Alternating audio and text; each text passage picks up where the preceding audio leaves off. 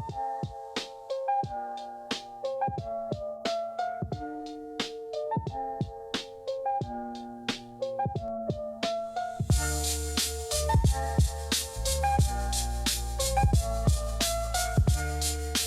following podcast is for informational purposes only and does not constitute legal advice.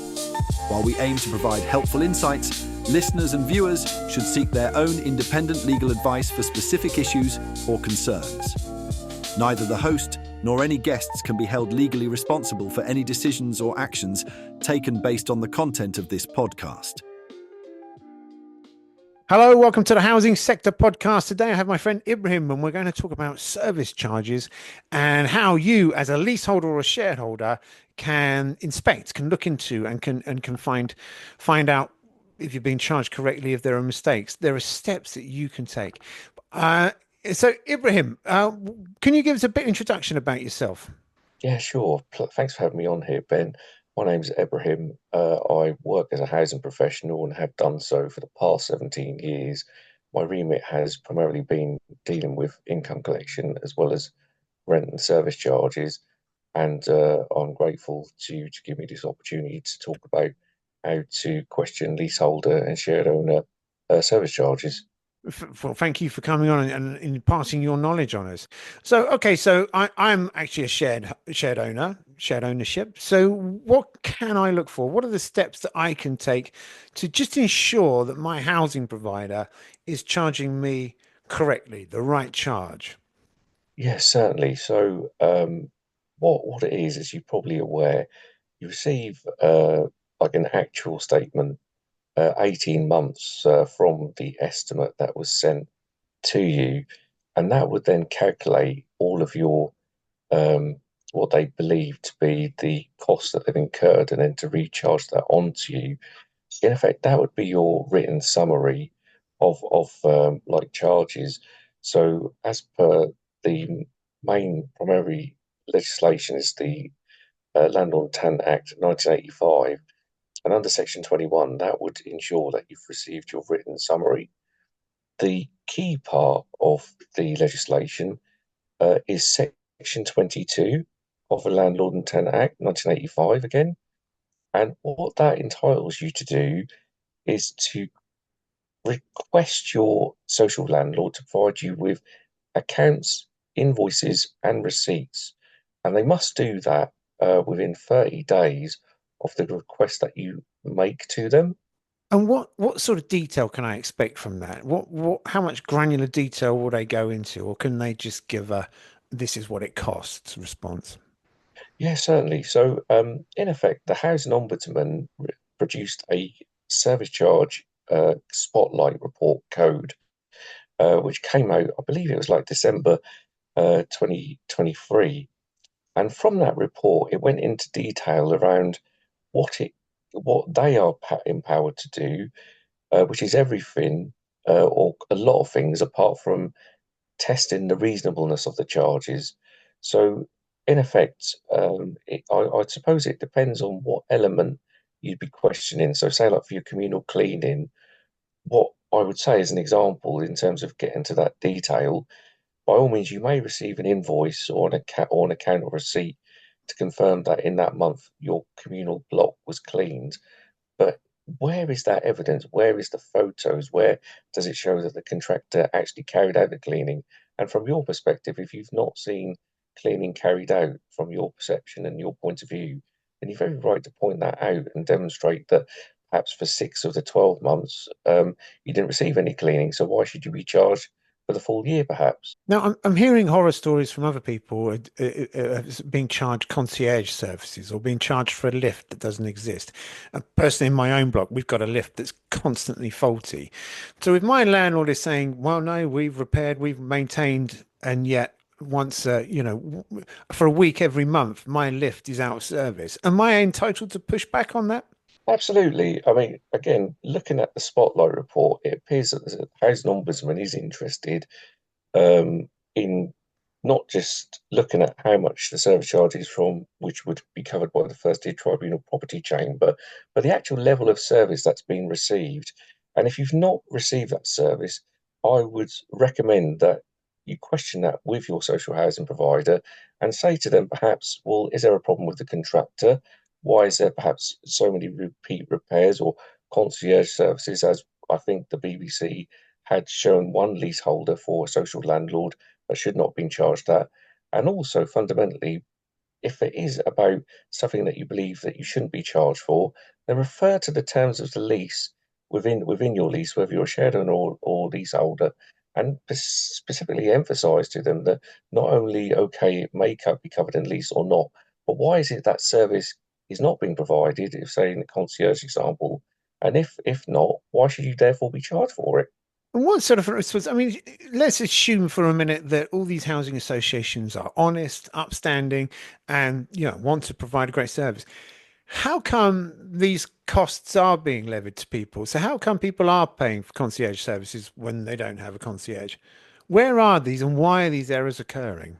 I think it depends on the individual housing association itself.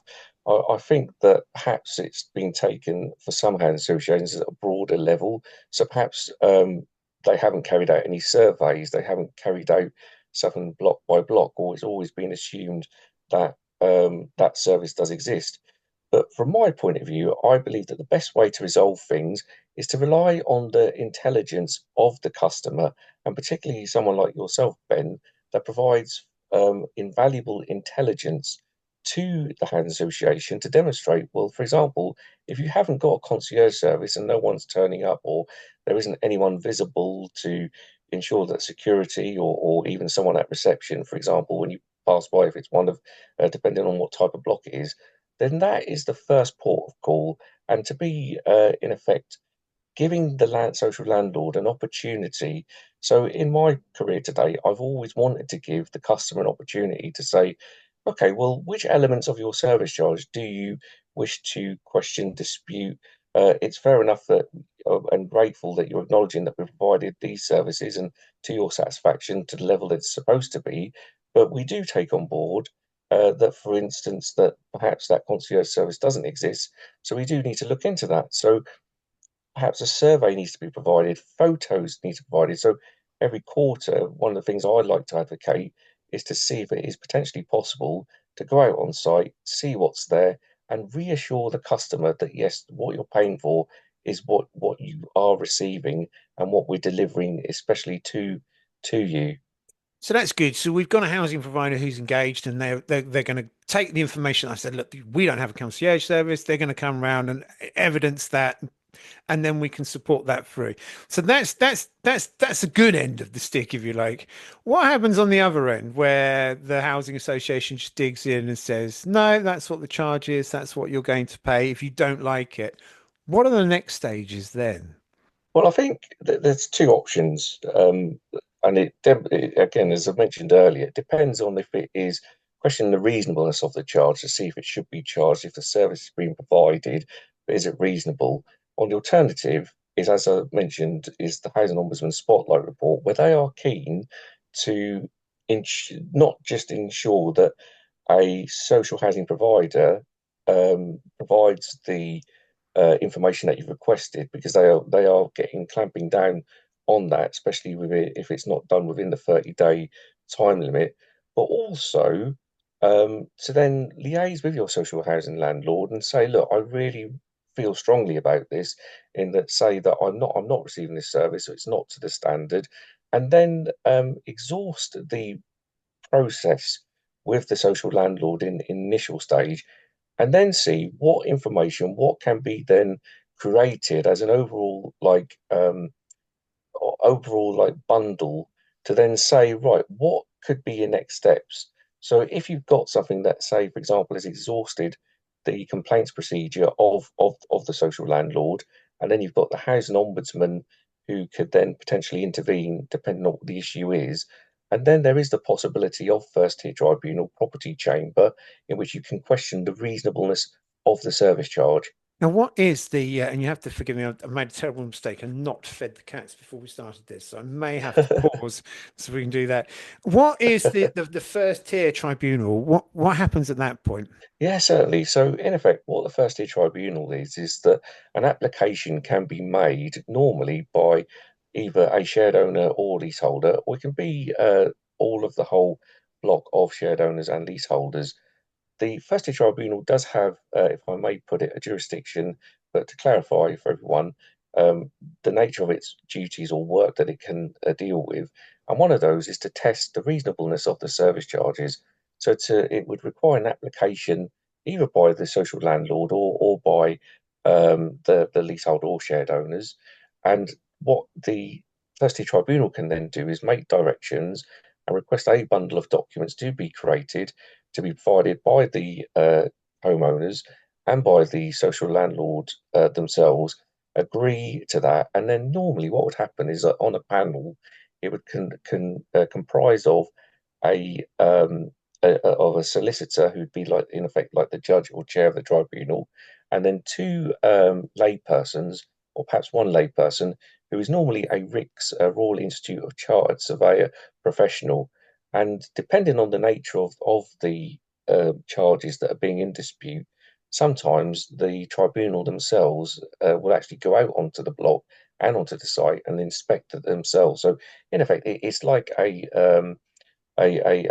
property court, which would enable, if there is a dispute, for leaseholders and shared owners to then argue and for the social landlord to then argue and put the case on both parties as to what would be deemed, and a determination is then made by the chairperson and the two members as to if the service charge is reasonable to be charged for each element that's been disputed. Now, this all sounds quite intimidating for someone, particularly, a single parent who's struggling with getting the kids to school, who's under a budget, with cost of living crisis, to have to go to court for first tier tribunal.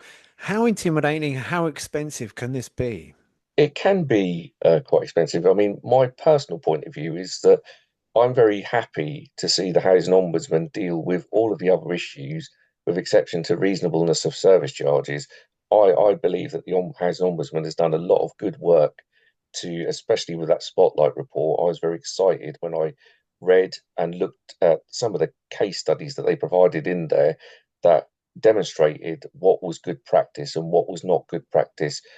What I am sort of thinking about is that my wish is that a independent service charge ombudsman could be created, so that rather than having to go to a tribunal uh, where there is that panel, and as you may say, rightly say, that some persons, particularly again with the ombudsman's focus on emphasising vulnerability within a few spotlight reports in the past couple of years, I do believe that there can be alternative ways.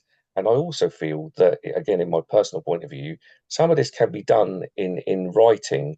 And in particular, if you've got a document. So, what I'd also say is that I think that the First Tier Tribunal sort of looks at it from a point of view of what has the applicant put forward, and then what has the respondent or the housing association or social landlord put forward. But when you then look at ombudsman, I feel that they're more investigative. They do a lot more sort of looking into, and then can make a determination on whether that service charge is reasonable or not. So I think access to justice could be improved in my personal point of view. If we can handle it all between tenants and housing associations, if there's a good open lines of dialogue there, and this can be communicated at that first stage level, then we're going to save so much bother. Are many of the housing associations, are they willing to sort of engage? Are a majority of housing associations saying, look, you're our customer. We may have got this wrong. Let's work together. I mean, I'm not aware of how each or various housing associations function within the industry. I mean, what I have done is I have looked at some case law, which the judgments are determined on a register which the First Tier Tribunal Property Chamber has, and it's available to all persons within citizens, fellow citizens within the public to view. And I would say it just varies on which landlord or which social landlord a shared owner or leaseholder is liaising with. So, for example, there may be good practice landlords, and I think the majority, I would say, do try and do their best. And it is demonstrated by some again, from the Housing Ombudsman Spotlight report on service charges, it found that in some instances there was no maladministration. But in contrast, when I've read that Spotlight report, it does have some instances where there were occasions where the standard had not met the expectations that was received. So, for example, not providing information on time that a shared owner or leaseholder has requested. Other cases that said that if a tenant, I think it was in that occasion, didn't agree to something, then they wouldn't then go along and honour the request or what was the finding for that tenant. And then there's other things which I've seen which then made me think about what it is that I believe that should be undertaken. So getting that, the main thing is just getting that evidence, demonstrating that service charge should be payable. Here's the cleaning done. Here's the contractor invoice. If it's a utility, here's the meter read. Is it an actual one? Is it an estimate? Here's the invoice that we received from the relevant utility provider. All the evidence so that people can feel reassured. But again, rely on that intelligence, speaking to the customers, speaking to your leaseholders, speaking to your shared owners, and particularly when you link it to the tenant satisfaction measures, I think that might be an indication that the regulators just introduced and produced results, I believe, for the last year, where there was a couple of housing associations I found which didn't even meet 10% for shared owners. So that might be an indication of where there are good practices, but where there are some social landlords that do need to improve for its leaseholders and shared owners. Do you think we're moving in the right way? Have at least sort of when a first tier tribunal judgment goes in favour of the resident, our housing associations, or if the housing ombudsman spotlight reports outlining that these are areas you need to improve, are you seeing much improvement from the housing associations? I mean, again, I mean, I haven't seen it sort of directly from like each housing association, so I don't know the intelligence around Right. each housing association. But what I have seen, as you've rightly said, about this seems to be all going in the right direction. I think the tenant satisfaction measures, which I forgive me, I can't remember if it's TP09 or TP2, but there are some housing associations that are pulling out that tenant satisfaction measure statistic from its overall customer base. So you can see on some of the data, which I do have on my website, that shows that that this is a level of satisfaction that the housing association has provided to the shared owner in particular. So that's where I can get source of intel. But then if you've got, like, say, for example, too many cases at first tier tribunal for a social landlord or housing association, or you've got too many cases, say, with the housing ombudsman, then as you probably may have seen, the housing ombudsman itself can order a wider special investigation or a one step before special investigation to investigate further, which I can't remember off the top of my head. I think it's a wider 49 F wider 54F order. But also on my website, I have got some data of every single like wider order that has been made by the housing ombudsman, so you can see who's got the highest and who's got at least one. Again, just to try and cross check and identify which are the good landlords and which ones could do better to provide that customer service to leaseholders and shared owners in particular. Yeah. Yeah, I'll drive. There'll be links to your website and any information we can share. And I've already been putting up boxes because this is a very complex subject matter, especially. And I think this is the thing that's so daunting to most people. What is this?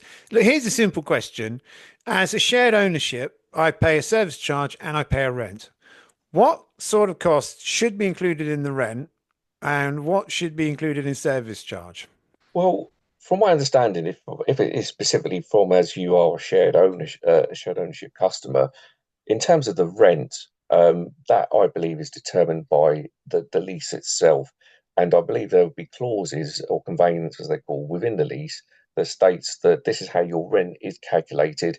It's based on like some sort of formula, and then each year it's based on, it will go up by a certain percentage subject to inflation.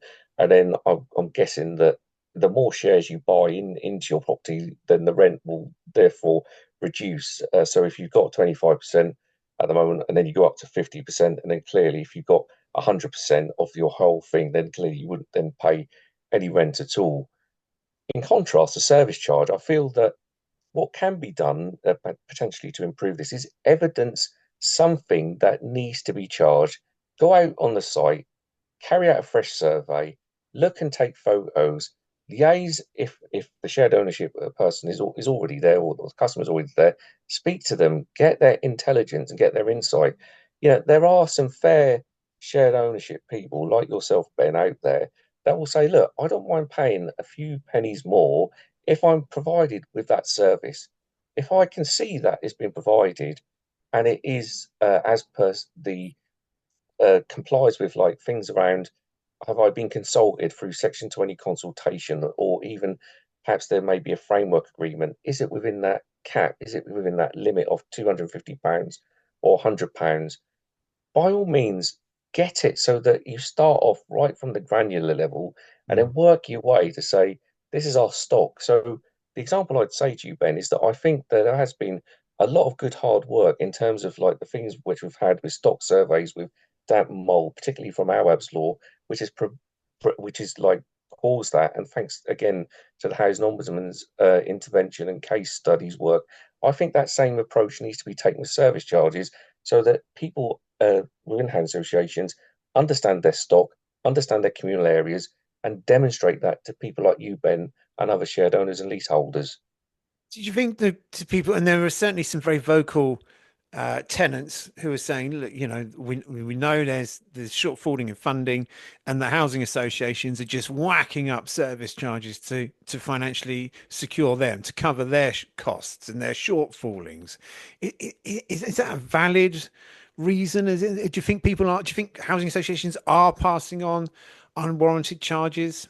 I think it just depends on what approach each housing association is taken. Mm. I would say that if there is Section 22 available to be able to question the service charges and be able to identify whether a charge should be justified or not, then by all means, if you feel that, I mean, the most obvious example is that if you, as you rightly sort of mentioned, if someone hasn't got a concierge and they're Mm. being charged it, then something has seriously gone wrong there.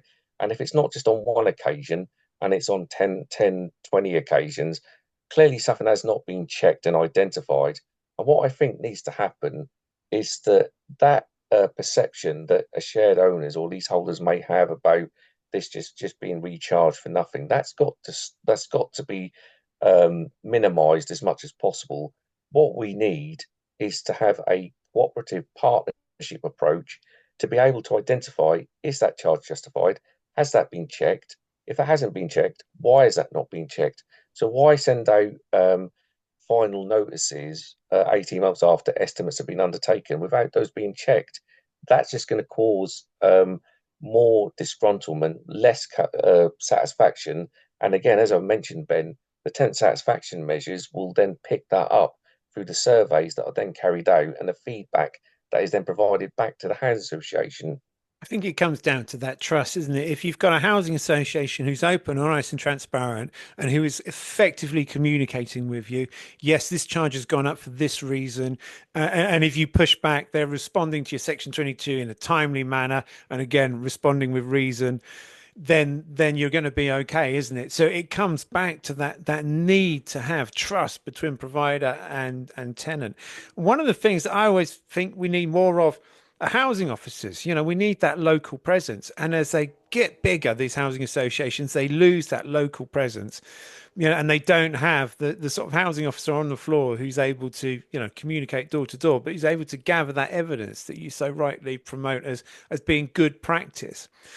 Okay, look, it is a very complex subject, and we're only scratching the surface of it here. But we'll have you back, and perhaps we'll try and generate some questions from other people out there who do have concerns about service charge, and I can pass them on to you and your on your website there. Okay, look, thank you very much indeed. We did well to get through this without the cats going into a full-on fight right in front of me. I hope that wasn't too much of a disturbance for people. Ebrahim, it's lovely to talk to you as always. Thank you very much indeed. Thank you so much, Ben, and hope the cats get what they need, rightly deserved from you. More food is what they need. Thank you, my friend. Take care. Bye bye. Likewise, cheers. Bye.